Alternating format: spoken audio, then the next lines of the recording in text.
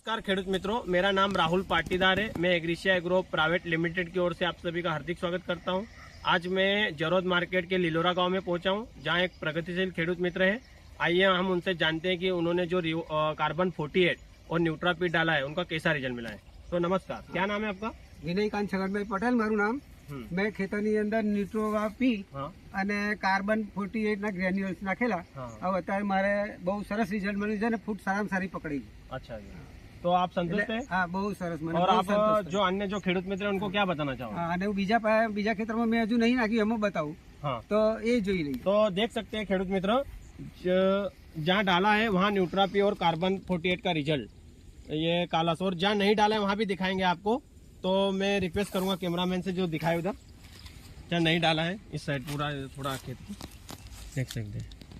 यहाँ पर नहीं डाला है ना? नहीं डाला विनय भाई ना, नहीं नाखी। और इस साइड डाला है। तो आप अन्य खेडूत मित्रों को क्या बताना चाहोगे? यूज करना चाहिए? हाँ, तो बीजा मित्रों खेडूत मित्रों કહી શકું કે ભાઈ આથી મને રિઝલ્ટ સારામાં સારું મળ્યું છે। अच्छा, એક એક છોડે ઓછામાં ઓછા 8 થી 10 12 જેવા પૂલા ફૂટ્યા છે। ओके એટલે કહેવાનો મતલબ કે રિઝલ્ટ સારું મળ્યું છે। ओके, धन्यवाद।